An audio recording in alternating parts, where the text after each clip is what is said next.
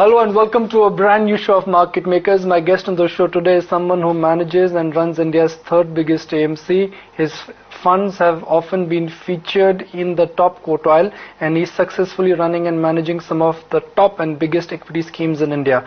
Nimesh Shah, Chief Executive Officer of ICICI Prudential AMC. Nimesh, this is your first time on Market Makers, so a warm welcome and thank you for joining us.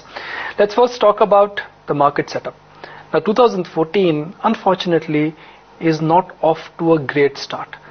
We saw a bit of an excitement, a touch of euphoria in 2013, especially in December 2013, but that euphoria has not rolled over.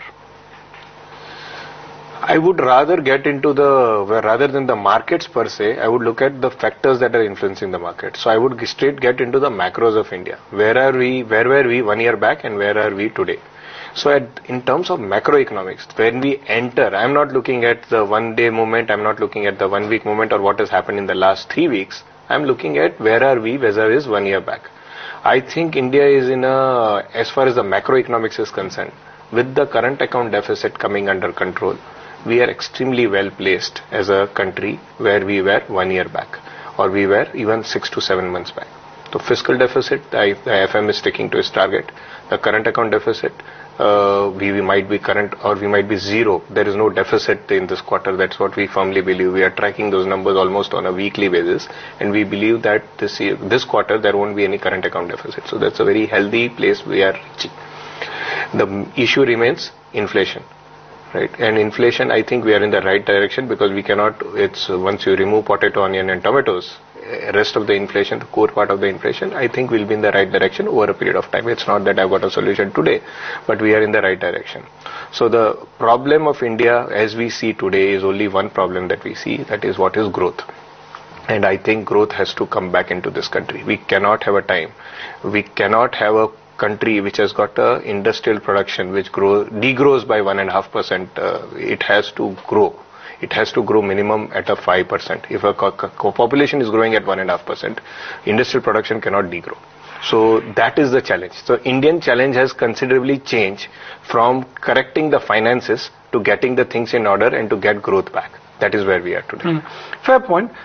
We've heard a similar kind of an argument exactly a year ago as well, that inflation will come down, rates will come down, investment cycle will pick up, but with each passing quarter, we are only acknowledging the problems and perhaps hoping that the new investment cycle will pick up. But the investment cycle is not picking up. That I completely agree with you. That is a concern. I said growth is the concern.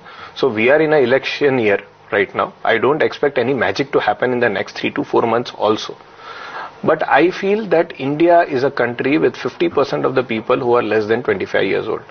They will need jobs. Whichever new government comes into power, I don't know which government comes into power, but whichever new government comes into power, if we don't have jobs, we'll have lots of people on the streets as we were seeing in the last 1 week. Where is all this frustration coming from? If we don't have good employment data, otherwise it would have been a very frightening data today. So according to me, jobs have to be created by whichever government comes. So there is no point, I am no expert on which government can come into power.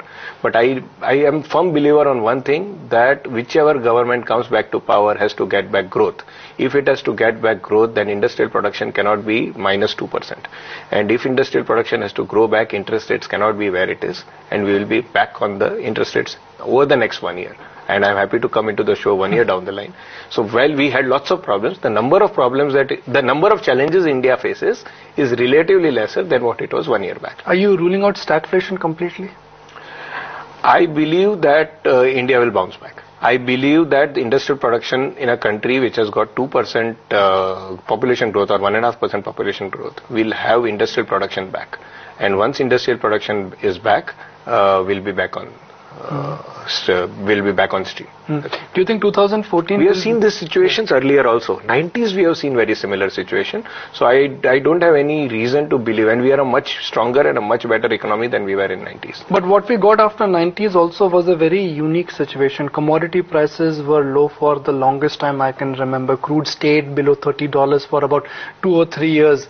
Interest rates in the system had come down to 6 to 7%. As we speak, the bond yields are at about 9%. Correct. So is that the biggest opportunity? If you were to ask me what are the opportunities, I was waiting for that question. What are the opportunities? Risk adjusted basis, there is no bigger opportunity than the interest rates being at 9%. Today we are a situation where the consumer borrows for a home loan at 10.25 and Government of India borrows at 9%. So either the consumer has to borrow at 13% or Government of India has to borrow at a much lesser rate. It cannot be, India is not in that state that the consumer will borrow at a higher rate than what is there today. So if you once agree to that loan interest rate is going to be 10.25, then Government of India cannot borrow at 9%. So instead of, the best place to invest today is in duration. We have been saying it right from the time that interest rates have gone up beyond July. There is no other asset class better to invest in than debt. Long-term debt is where your money should go in 2014, because on a 1 year basis, the risk adjusted basis, the capital gains that will come with the reduction in rates will be maximum over there. So buy FMPs or buy open-ended? FMPs you won't get that. FMPs you won't get that. Only if you buy open-ended duration, you buy gilt funds, you buy long-term income funds, then you can get that advantage. If you believe the 10-year average of the 10-year gilt is around 7.6 or 7.7, that is where the 10-year average is, and we are sitting at 8.9. So I am saying 100 bips in a duration fund which has got 7 to 8 years duration, 7 to 8% you can get on capital gains over there, plus the carrying yield of that fund. So risk adjusted basis, getting 14-15% on a debt product is a very good return to get over a year or 18 months. I have a simple follow-up question. Currently, if I look at the government bonds are offering you a 9% tax-free return. Correct. And government bonds are fairly liquid. You can buy them and you can sell them. Does it make sense for anyone to diversify, or for that matter, take a bet on a risky asset class like equities where there is no surety, there is no guarantee, versus a paper which is a government paper which is giving you 9% tax-free or short return? I completely agree with you. The 9% or the 8.7 or 8.6, whatever is the rate right now, it's a very good return and investors should take the benefit of it. Tax-free return of this one is a brilliant one. So that is one. It doesn't matter which bracket you are in. Asset allocation basis. Okay. Asset allocation basis, you won't put all your eggs in one basket. So one should take the benefit of this high interest rate. I think it's a great opportunity and one should invest in. Whether you invest in our duration funds or you invest in this government bond funds, I don't have any. I think both of them are fantastic opportunities. But one would look, one is not going to put 100 rupees. The another thing that as we enter 2014 is that Indian investors are invested, the bank deposits have moved from some, in the last 6 years, have moved from some 28 lakh crores to some 70 lakh crores. Real estate investments, we know where all it has gone. Gold investments have happened. So around 100,000 crores has gone into this three assets, whether in deposits, whether in gold, or whether in real estate. So 100, we are talking about that kind of figure, and in comparison to that, equity is lesser or equal to what it was 6 years back. So Indian investors are majorly under-invested in equity today. I've been hearing this argument for about 10 years now, that the average Indian investor is not there in equities. Correct. The current household savings. He came in equities in 2007, a lot of money came into equities, and then he had a negative experience about that. So but what I've been told is that currently less than 3% of Indian equities is owned by, it's owned by investors. So Indian equities are an under-owned asset class by retail investors. Correct. And that's been the story for last 5 years. Correct. It could remain like that for another 5 years.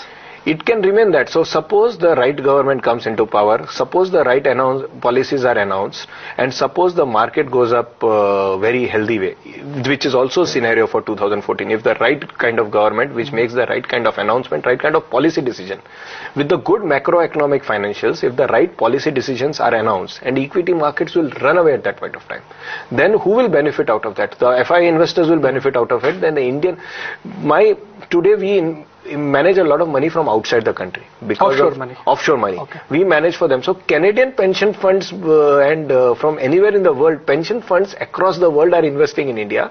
So individuals in developed markets are investing their money in India, but Indian investors' pensions are not coming into this. That's because they don't have a 9% tax-free bond. Correct. Their yields are 2%. So that is so if the market runs away, which is a scenario in 2014. I'm not ruling. I believe in 2014, if the right kind of government comes into play, and if there is a very good chance of markets running away, and that the Indian investor will lose out on that. And what you are saying is a problem, I see as an opportunity. I'm a firm believer of cycles. And if last 5-6 years, this asset class has not made serious money for the investor, right? This asset class overall, I'm not talking about individual funds. Fair point. If in cycles, this asset class, according to me, this asset class can make money. Because look at what is happening in last 2 years. Gold has not given any money in the last 2 years. Real estate last 1 year has not made any money. So we believe we'll see it. Another trend of 2014, you will see financial savings in the country increasing. You will clearly see banks' deposit base increasing this year. That's what, and we are already seeing the indications of that. We track this data very closely because it's a very important data. Loan to deposit ratio of the banks. According to us, it's an extremely important indicator. The deposit base in the country will increase very fast because where will the investor invest? And at the same time, some of it can come into this. Then the challenge for us to convert the savings into investment. The core fund philosophy for 2014, we have a big event, which is the general election. Historically, we've seen that irrespective of the election outcome, markets always tend to fluctuate by about 10 to 15%. Are your fund managers preparing their portfolios for that volatility, or you're happy to invest and stick to your basic principle irrespective of the election event? Before the December 2008 assembly elections, we had already prepared our portfolio we go very neutral. Okay. Just before the elections, we become very neutral so that our investors should not get affected either ways. More, when I mean later, I need to explain also. That means normally we always try that we should outperform the market, right? But when there is an event risk of a significant I don't want my investors to either lose out or either gain abnormally either ways. So I'll become very neutral the index. So my strategy before an event risk is always to become neutral. I don't want to take a call on which government comes into power, whether it's a good election, bad election for the stock market. I want to be neutral so that we'll be very near benchmark as the election comes nearer. That has always been the strategy. Can you do that in your small cap fund also? Can you do that in your mid cap fund All also? Funds are not necessarily. Now each fund, then I will have to discuss each fund strategy, like ICICI Prudential Discovery Fund. 9.5 years of very good performance, but it is a bottom-up stock picking. I cannot do it in that. Mid-cap fund, I cannot do in that. In the large-cap funds, we'll be doing it more. On that. Anyway, the story is in the mid-cap or the discovery fund is on the stock specific. Right. It is not so much on the macro factors. It is that we have taken good industries, good management, and we are confident about it with a 3-year performance. Your communication, on various media forums from last 3 months has been pretty consistent, and the communication is give us money now because there is deep value in the market and we will grow your money. Correct. Is there still deep value left in the market? Because mid-cap stocks and small-cap stocks across the board from the recent we have seen a run-up of about 25 to 30%. Correct.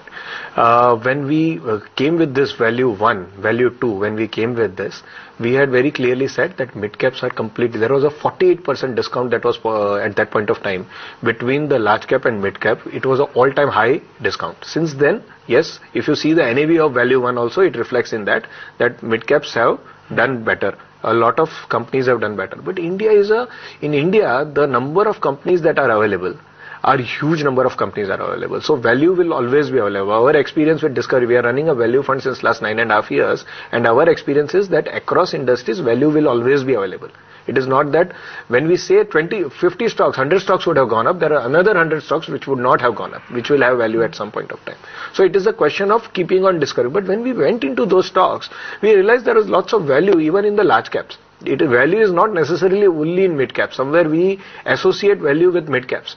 Value is also available in large caps. Because one of the most interesting thing, why I am saying value is available, there are lots of companies in India because of our current economic scenario where there are huge under capacity, the capacity utilization is low.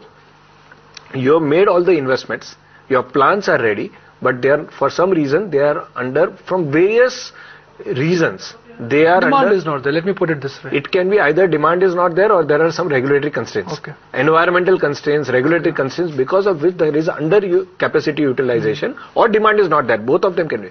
I see it as a great opportunity. India is a country where our demand will grow over a period of time. If you put up a plant and suppose it's a cement plant, maybe by the time your plant comes up, there is surplus. But since there is a linear growth of demand year on year because of because of the population is growing, demographics. So because of whatever, we tend to grow year on year. So the capacity which is not utilized today will be utilized in 2 years' time. It has happened in 98 to 2002 also. We have seen that 98, 99, all industrialists were coming and telling us everything is over, nothing is going to happen. What happened 2002 onwards is for us to see. So I think the same scenario India has seen before. So today we are betting on ROE growth. With the same kind of investments that the companies are made both in large cap and mid cap, still there are capacity underutilization in Indian industry. It can be regulatory, they are constrained by regulations, they are constrained by environment, they are constrained by demand. Whatever be the reason, I think it will iron out in next 2 years. As long as it's a good management and it is a good industry, cyclicals will do well over a period of time. I was looking at your declared portfolio for some of your key schemes, and you do have a decent exposure to PSUs. Yes. And PSUs are considered to be ugly ducklings. Historically, we have never been overweight PSUs. But if you would have seen last 3-4 months, last time when I came out to one of your shows, you had asked me the same one. And after that, we found PSUs very cheap. And we also were waiting for that, which has happened also. Last time you asked me that dividend yield part had not happened. And Whole India has given a 29 rupees dividend. While I don't go into specific sector, but we are very happy with the investments we made we going overweight on PSUs 2-3 months back, because historically we have never invested. But if they are available at this valuations, we are a value seeking company. So if they are available at this valuations where the dividend yield itself is 10%, 10% dividend yield, why would I not take that stock? So there are reasons why it has become, if there is a power distribution company, right, so any PSU which does not have much competition around, we love those stocks. PSUs I divide into 2 parts, PSUs which have to compete with private sector, then we are not that much interested. But PSUs which have got relatively very less competition, that is the PSUs that we have started liking, because they will make money over a period of time for our investors.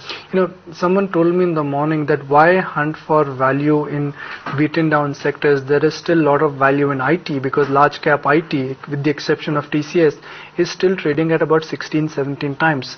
Now IT has seen an extraordinary run up. Correct. But it's still not expensive. Are you happy to own IT? We were overweight IT last 3 years for the longest time. Yeah. Now we are getting neutral. You know our philosophy. You have been tracking us for a long time.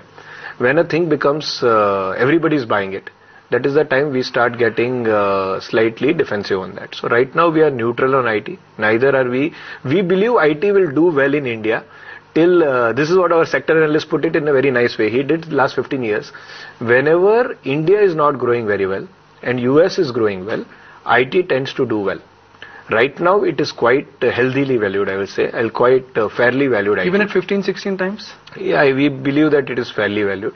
And if we are from overweight position on IT, we have become neutral on IT. So let me just throw some data. I'll just close this. At some point of time, when India growth rate picks up, when you see industrial production will become, if the levels remain the same, then we'll get underweight IT at that point. You have galvanized your bullish commentary around the demographics, the fact that India offers a great opportunity, consumption and demand will come back. So why are you ignoring consumers? Because consumption has run up very high.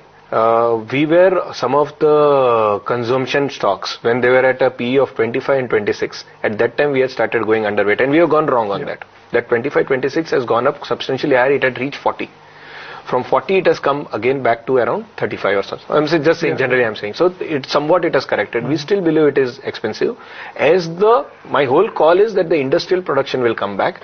And somewhere I'm connecting with what I said on technology. Right now we believe technology will continue to do well, or will continue to, while I have got neutral, I am not underweight technology. Why I am not underweight technology, or why I am not taking consumption? As the industrial, where will somebody invest today? If they are not investing in the sectors that India needs to be invested in, they are investing in technology, pharma and FMCG. That's what the foreigners are investing in, these sectors.